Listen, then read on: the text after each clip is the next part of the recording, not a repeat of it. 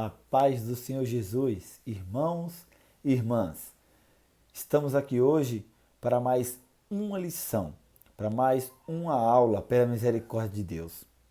A aula de hoje, irmãos, é a lição número 2 do quarto trimestre de 2022, cujo nome dessa lição é Vem o Fim.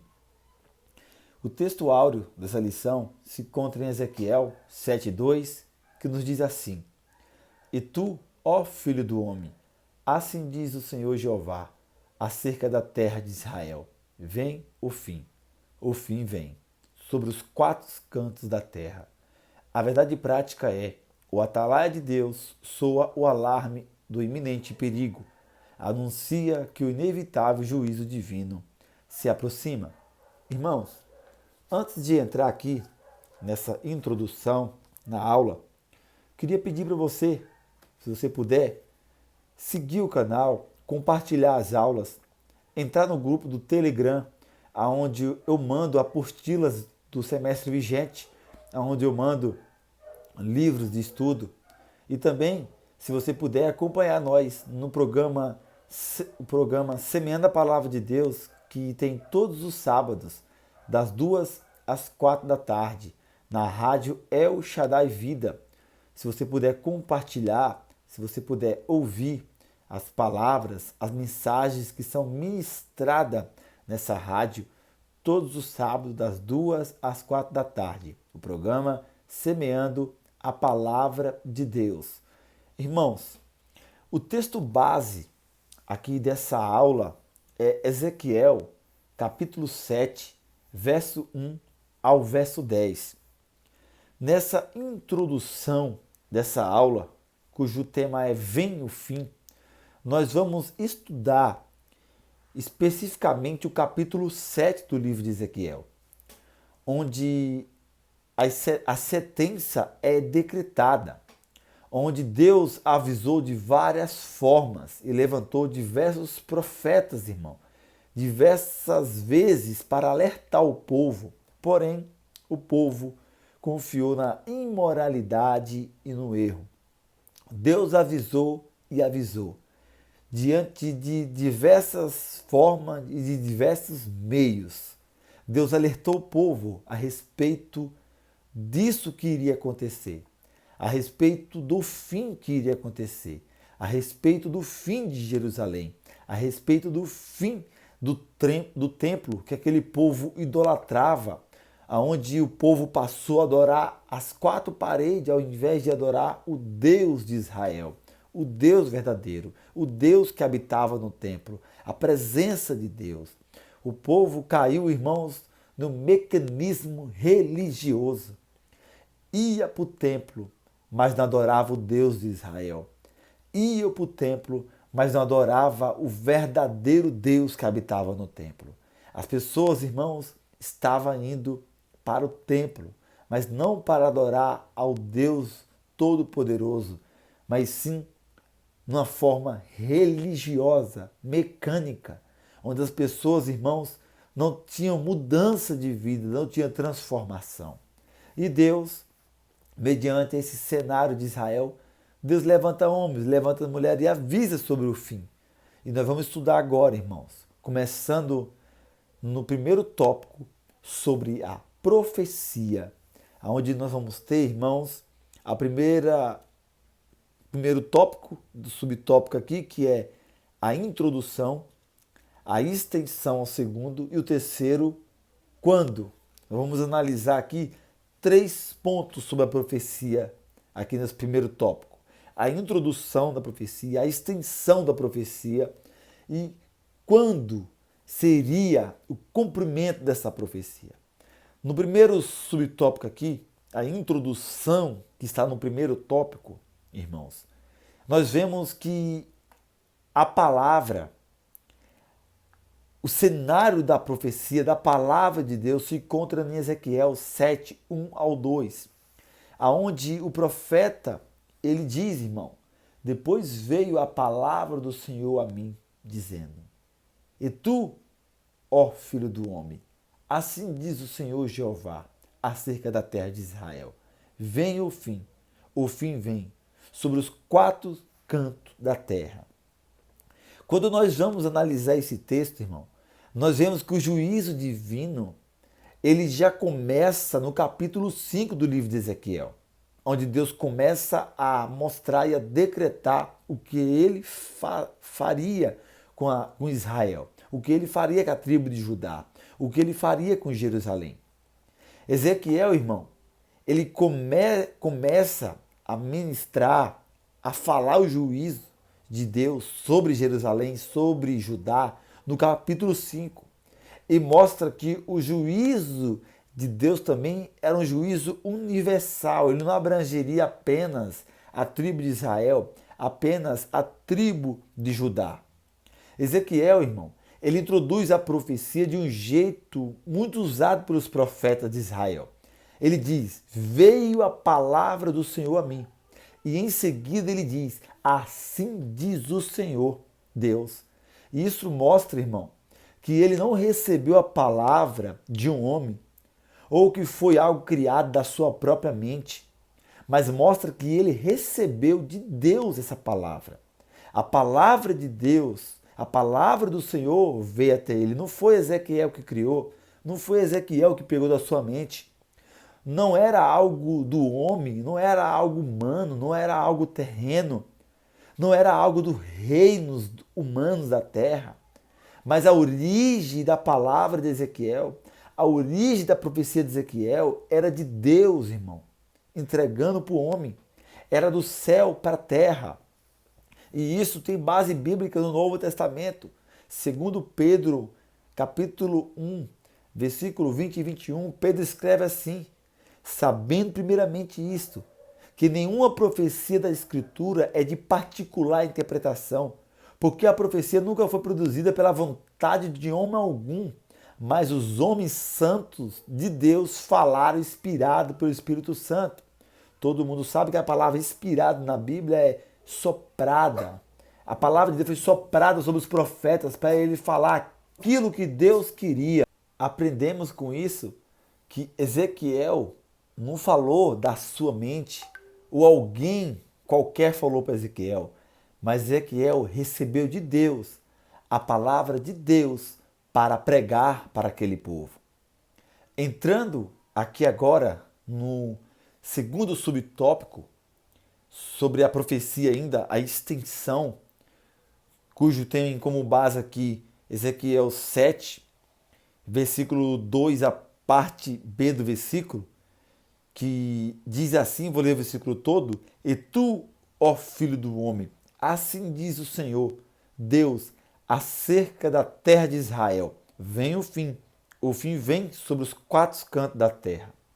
Tem uma expressão aqui, irmãos, que é a expressão hebraica, Adama Israel, que significa terra de Israel, e essa expressão aparece 17 vezes no livro de Ezequiel e em nenhum outro lugar do Antigo Testamento.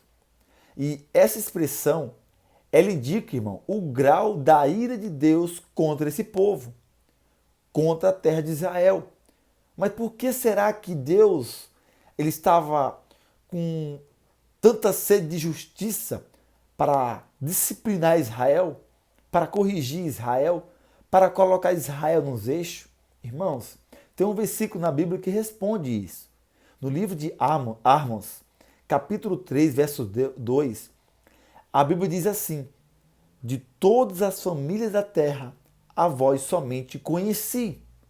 O que é isso? Deus se revelou, irmão, para um povo primeiramente, que é o povo de Israel.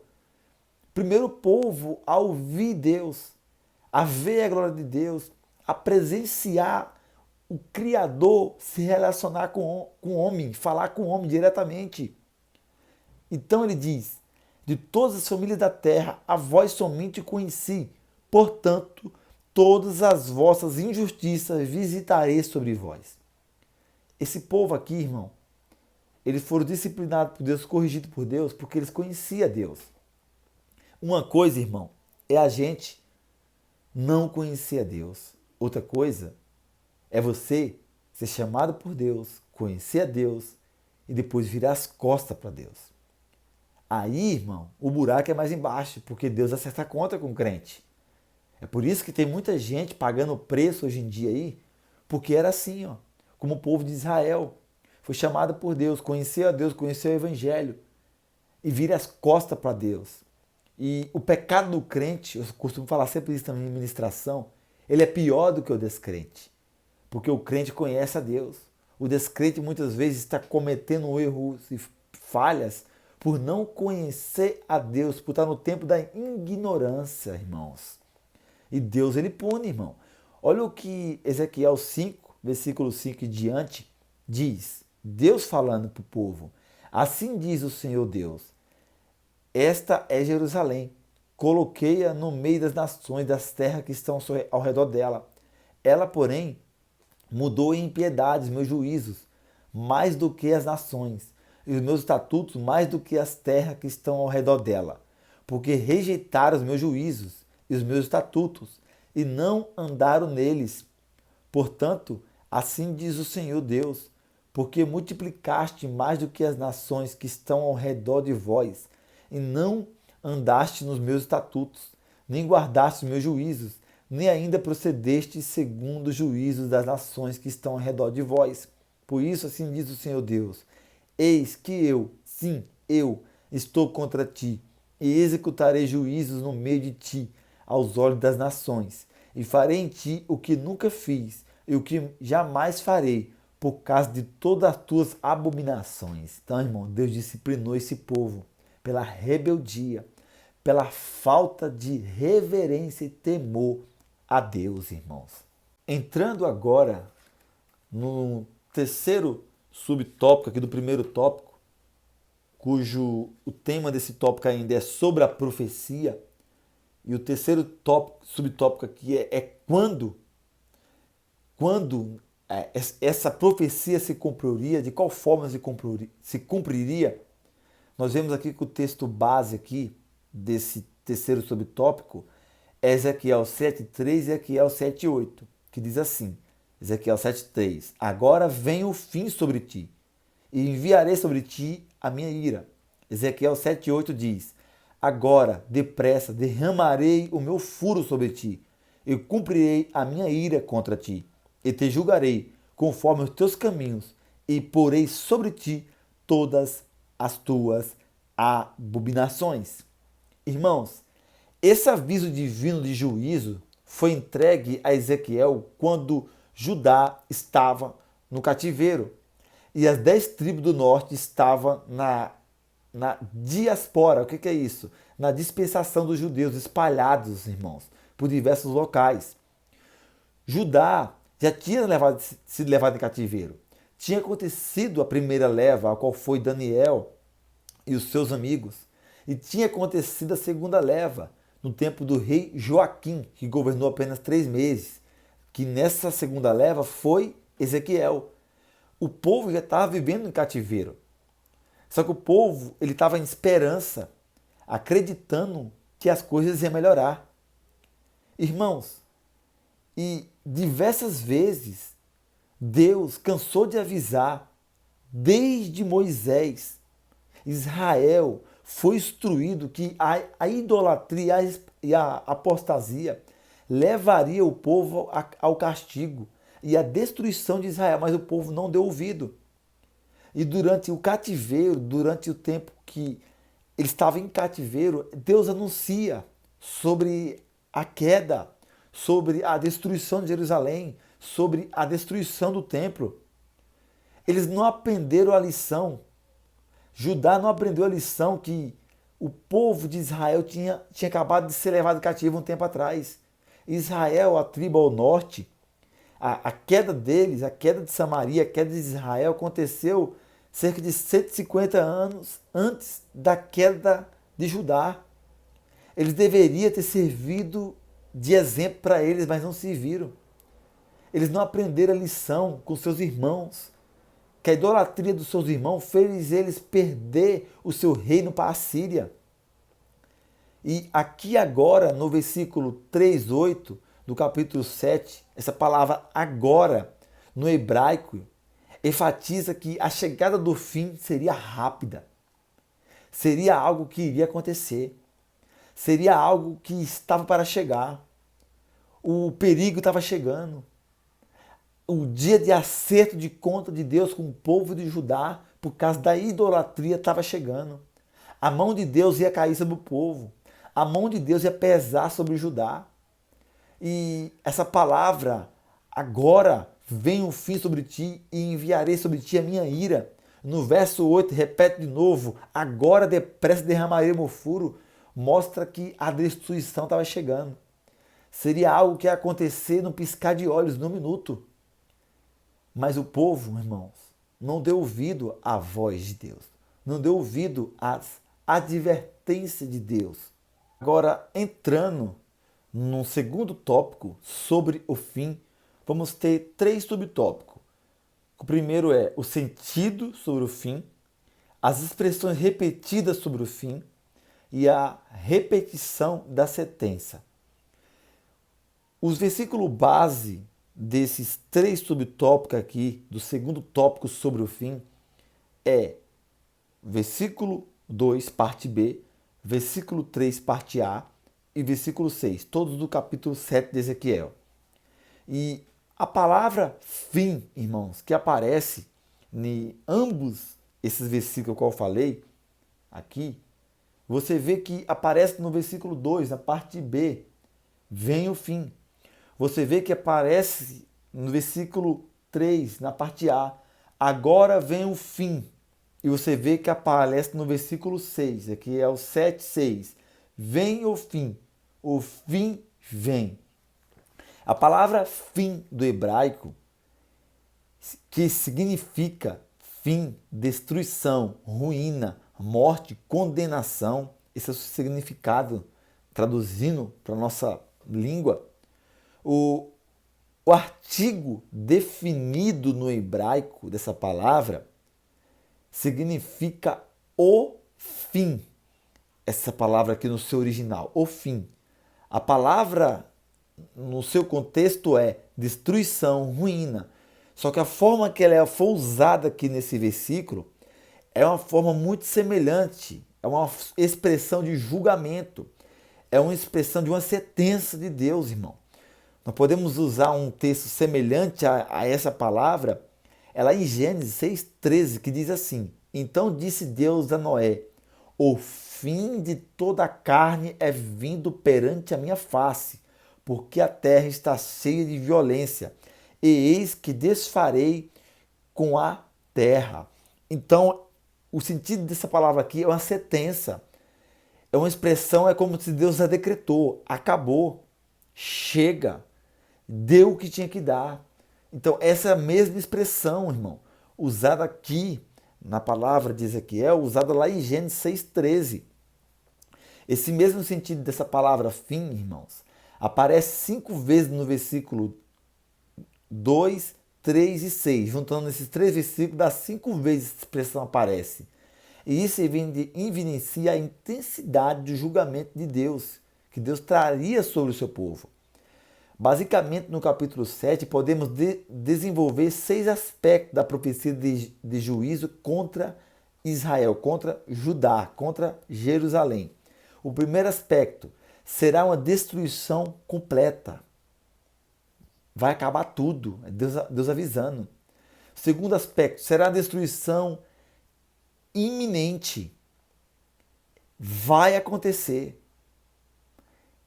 Está decretado. O dia, hora e minuto está no relógio de Deus. Será uma destruição inevitável. Não tem como homem nenhum, reino nenhum tentar intervir. Deus decretou a sentença contra o seu próprio povo. Um quarto ponto. Não haveria obstáculo para essa destruição. Poderia pegar todos os reis do mundo para tentar mudar essa trajetória, mas não teria como. Deus já tinha decretado. Um quinto ponto do aspecto dessa expressão do fim, dessa palavra, né, tão forte que é essa expressão, o fim que Deus decretou aqui, juntando esses 3 versículos, o quinto ponto da expressão é: o templo não seria poupado também. O próprio templo que o povo confiava tanto não seria poupado. Sexto ponto, será uma destruição também universal.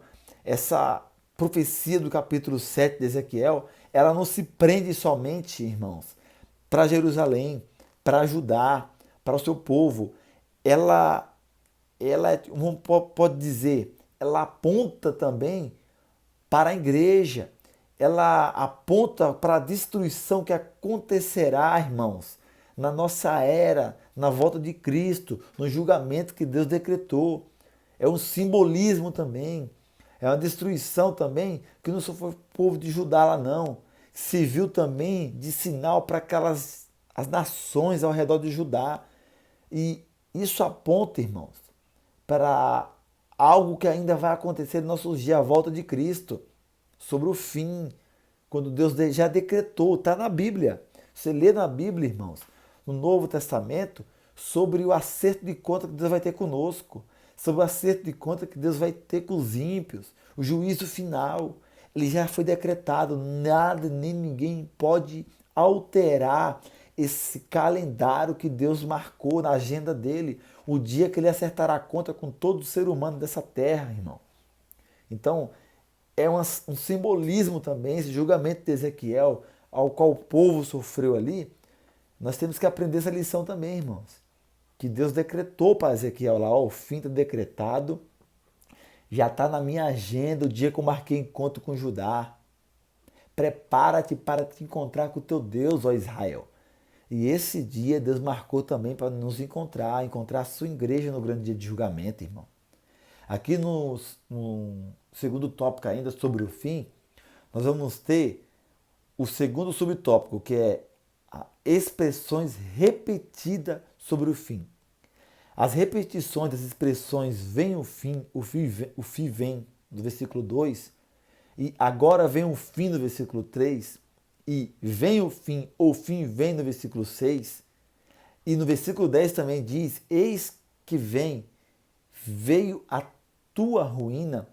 Essa expressão do fim tem um soar diferente e ao contrário da palavra empregada pelos falsos profetas que diziam que haveria paz e não destruição. Porque, irmão, enquanto Ezequiel estava pregando para os cativos, numa colônia ali de judeu, nas terras da Babilônia, Jeremias, irmãos, estava pregando na tribo de Judá. Então, Ezequiel estava ministrando para a colônia de judeus na Babilônia e Jeremias ministrando na tribo de Judá, em Jerusalém. E Daniel, irmãos, no palácio do rei, porque Daniel exercia uma função política. Então, Daniel estava fazendo a obra, representando Deus ali para Nabucodonosor, Ezequiel nos cativos da Babilônia e Jeremias no povo da tribo de Judá, em Jerusalém. E essa expressão aqui, nesse segundo tópico sobre o fim, no segundo subtópico, expressões repetidas sobre o fim, ela soa diferente das palavras que estavam sendo pregadas pelos falsos profetas, porque tinha falsos profetas nesse período, que dizia que haveria paz, que dizia que o povo iria voltar para o seu lugar novamente rapidinho, que não ia demorar muito tempo. E Jeremias 8:11 ele escreve, falando sobre os falsos profetas, que eles curam a ferida da filha do meu povo levianamente, dizendo paz, paz, quando não há paz. Ezequiel 13:10 ele diz, porque andam enganando, sim, enganando o meu povo, dizendo paz, quando não há paz. Então, essa palavra aqui de Ezequiel soou completamente ao contrário daquela palavra que aquele povo estava acreditando, irmãos. Porque o povo estava tendo esperança em voltar para o seu país, em voltar para a sua cidade. Porém, irmãos, Deus tinha decretado, o povo iria pagar pelos seus erros, pelas suas falhas, irmãos. Deus, irmãos, ele é amor, mas nosso Deus também é fogo consumidor. Entrando agora, irmãos, no terceiro subtópico aqui do tópico número 2 da lição, sobre o fim, o terceiro subtópico aqui diz assim, a repetição da sentença. Nós vemos que temos em 2 versículos a mesma repetição da sentença. Ezequiel 7,4 diz: os meus olhos não terão piedade, e eu não os pouparei. Pelo contrário, eu darei o que vocês merecem por seus atos, e farei com que pague por todas as suas abominações. E vocês saberão que eu sou o Senhor. Ezequiel 7,9 repete novamente: os meus olhos não terão piedade, e eu não os pouparei. Segundo os seus caminhos, assim os castigarei, e os farei pagar por suas abominações. E vocês saberão que eu, o Senhor, sou eu que castiga. Por 2 vezes Deus repete, irmão. Por 2 vezes o profeta repete a palavra a qual Deus deu para ele. Por quê, irmão? Era para mostrar que esse povo, irmão, estava sendo castigado pelos seus erros, pelas suas falhas. Porque Deus, irmão, cansou de avisar por diversas formas esse povo. E tem um versículo no Novo Testamento que nos adverte também semelhante a isso. Jesus, quando ele estava ministrando, Jesus ele fala algo muito interessante. Está em João 12, versículo 47 e 48. Veja o que Jesus disse: se alguém ouvir as minhas palavras e não as guardar, eu não o julgo, porque eu não vim para julgar o mundo, sim para salvá-lo. Quem me rejeita e não recebe as minhas palavras, tem quem o julgue. A própria palavra que falei, essa o julgará no último dia. Deus, irmão, quando ele repete aqui por 2 vezes, versículo 4 e 9 do livro de Ezequiel, capítulo 7, Deus só estava confirmando, trazendo a memória do povo, trazendo a memória daquelas pessoas, o que Deus já estava falando há muito tempo. É igual hoje, nós pregamos a palavra, anunciamos as boas novas, pregamos na igreja, pregamos em todos os locais, pregamos em praça, pregamos em ruas, e as pessoas, por muitas das vezes, não dão ouvidos à mensagem. E essa própria palavra, ao qual alertou eles, falou para eles, que é repetida diversas vezes, nós repete as mensagens e pregamos, é a palavra que julgará e determinará o fim de cada um no último dia, irmãos. Então, Deus, a palavra ministrada, pregada, assim como Ezequiel fez, para servir de testemunho contra o próprio povo, para que ninguém, irmão, quando for se ter diante de Deus para um julgamento, não vai ter o que falar. Eu não sabia, eu não entendia, ninguém me falou, ninguém me avisou, não. Todo mundo, irmão, está ouvindo a pregação. Esse povo aqui, do tempo de Ezequiel, foi avisado de diversas maneiras, de várias formas, mas todas as formas eles rejeitaram o aviso de Deus. Entrando agora no terceiro tópico, sobre o inimigo, nós vamos ter 4 subtópicos. O primeiro é: já floresceu a vara. O segundo: reverdeceu a soberba. O terceiro: o rei Nabucodonosor. E o quarto: a Babilônia. Dentro aqui, irmão, do primeiro subtópico, do último tópico, sobre o inimigo, já floresceu a vara, e o versículo base aqui é Ezequiel 7,10, diz assim: eis aqui o dia, eis que vem, veio amanhã, já floresceu a vara, já reverdeceu a soberba.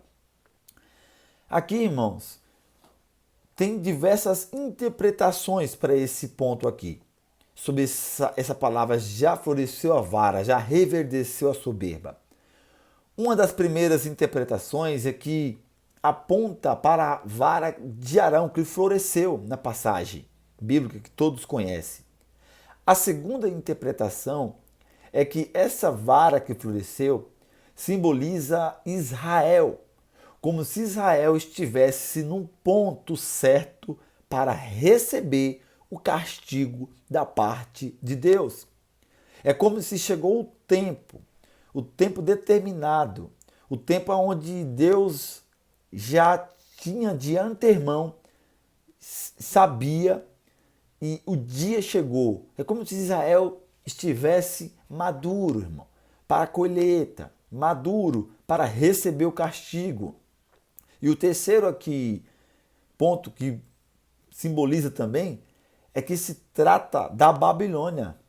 Que a Babilônia, que seria usada por Deus como um chicote para castigar aquele povo, estava pronto, estava maduro, estava crescendo e seria usado por Deus para castigar o seu povo, irmão.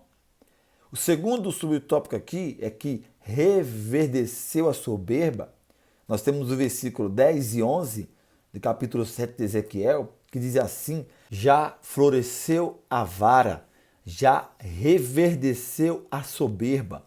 A violência se levantou em vara de impiedade. Nada restará deles, nem da sua multidão, nem do seu rumor, nem haverá lamentação por eles.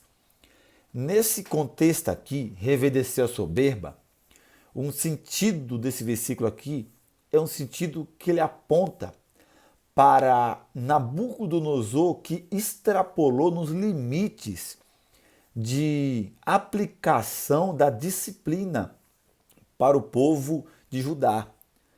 Porque assim como o rei da Síria, ele foi usado por Deus como chicote para disciplinar Samaria, o reino, que era o reino do norte de Israel, da mesma forma, Deus iria agora estava usando Nabucodonosor da Babilônia como um chicote para disciplinar Jerusalém, para disciplinar a tribo de Judá ao sul. Porém, Nabucodonosor ele foi crucial demais na execução dessa disciplina. E esse versículo aqui, 11 específico, ele aponta para Nabucodonosor. E nós vemos isso, o cumprimento disso, mais claramente em Jeremias 51, versículo 34 e 35. Olha o que a palavra de Deus diz: Nabucodonosor, rei de Babilônia, devorou-me, colocou-me de lado, fez de mim um vaso vazio, como um chacal me tragou, encheu seu ventre das minhas delicadezas, lançou-me fora. A violência que se fez a mim e a minha carne venha sobre a Babilônia. Dirá a morada de Sião, e o meu sangue caia sobre os moradores da Caldeia, dirá Jerusalém.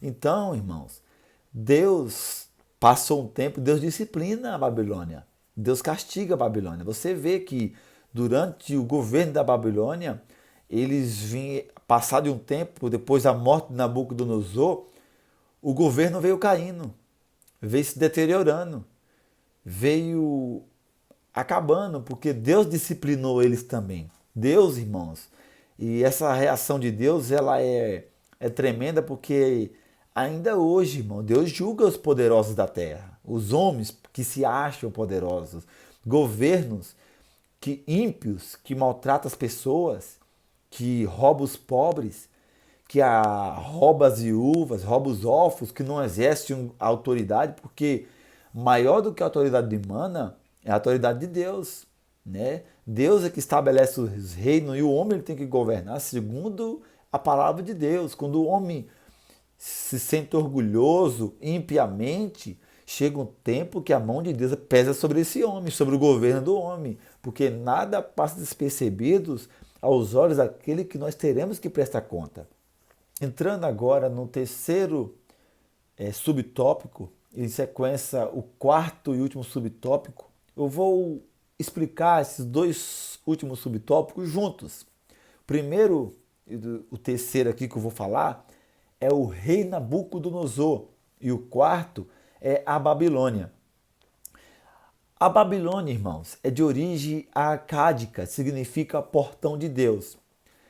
Babilônia é o nome de um país e também o nome da capital do país. A terra da Babilônia é literalmente a terra dos caldeus. Caldeus e babilônicos eram, no princípio, povos distintos, irmão. Algumas vezes os caldeus ocuparam o trono da Babilônia, só que até que se tornaram uma só nação. E A palavra caldeus você vai ver ela em Gênesis 11:31, porque Abraão morou um tempo na região, numa cidade que se chama dos caldeus. E o profeta Isaías, quando ele fala da Babilônia, ele acaba se referindo diversas vezes como Babilônias e os caldeus para o mesmo povo. E a história desse povo, Babilônias e caldeus, é uma história que vem desde Nimrod, neto de Noé, ao qual construiu a Torre de Babel. Os caldeus veio a ser uma nação poderosa durante o império de Hammurabi. Esse rei ficou conhecido pela descoberta das suas leis, foi descoberta em 1906, o Código de Leis de Hammurabi, que Jesus até citou, irmãos. O povo judeu da época utilizava esse princípio de Hammurabi, dessa lei, que era a lei do olho por olho, irmãos, que era uma lei que visava não fazer as pessoas praticar a automutilação nos outros para se vingar, mas era já o intuito de a pessoa, quando sofresse algo ou fizesse algo para outra pessoa, ela sempre pensar que se ela pagasse pela mesma moeda, ela receberia também aquela justiça feita nela, que ela fez com a pessoa. Então, era uma lei visando o teu controle na sociedade. E quando você entender melhor todo esse contexto dos caldeus e Babilônia, eu vou indicar para vocês um livro aqui, irmão. Um livro não, um dicionário bíblico, muito bom, meu aqui. É muito grande, se você for falar sobre esses dois povos, vai levar horas e horas, ó. Esse dicionário aqui, ó, é muito bom. O dicionário bíblico de Tyndale é um dicionário ótimo. Olha o tamanho desse dicionário, ó. Aqui você vai conhecer muito bom, ele traz a cronologia toda, desde a época dos caldeus, a guerra que acontecia entre os caldeus e babilônicos, até a época que se estabiliza o trono da Babilônia pelo um dos primeiros reis, que é Nabopolassar, que ele é o pai de Nabucodonosor. Então, o pai de Nabucodonosor se torna o primeiro rei da Babilônia, que é o Nabopolassar, que durante esse império a Babilônia se estabelece, o império se estabeleceu, as guerras e os declínios tinham parado, e durante esse reino, quando ele morre, o filho dele, Nabucodonosor, assume, ao qual ele tem um sucesso durante o seu reinado, onde começa a governar, domina o Egito, domina a Síria, e ele é o poder do momento, que governa todos. E voltando aqui para o nome do rei Nabucodonosor, no terceiro subtópico, o Nabucodonosor, ele é de origem arcádica, a antiga língua da Mesopotâmia, e aonde o seu nome significa Nabu protegeu minha herança.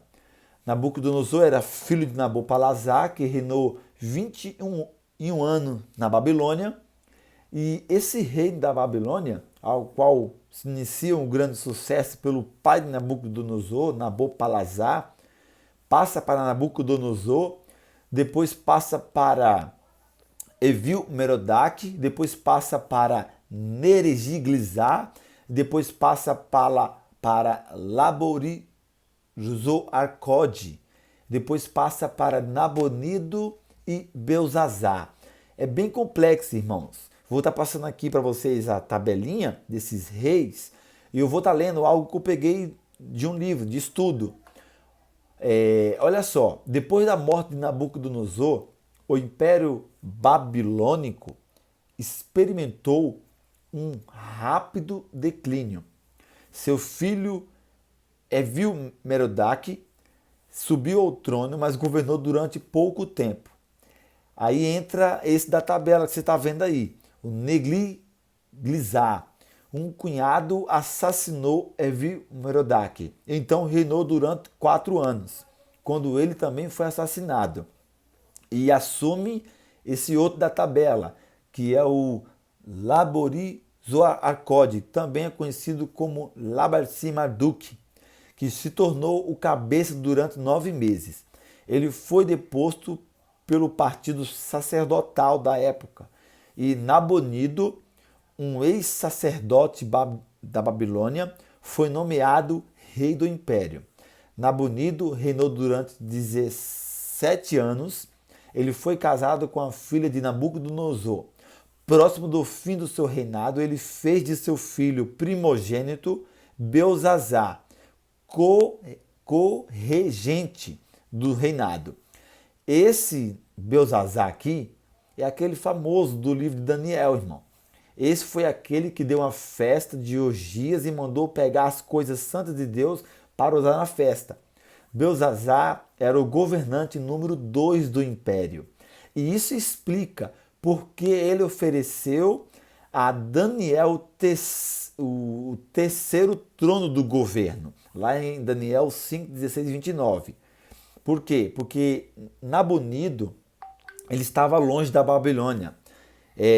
Nesse tempo, segundo alguns estudos, ele estava 10 anos fora da Babilônia. Ele estava no período de guerra.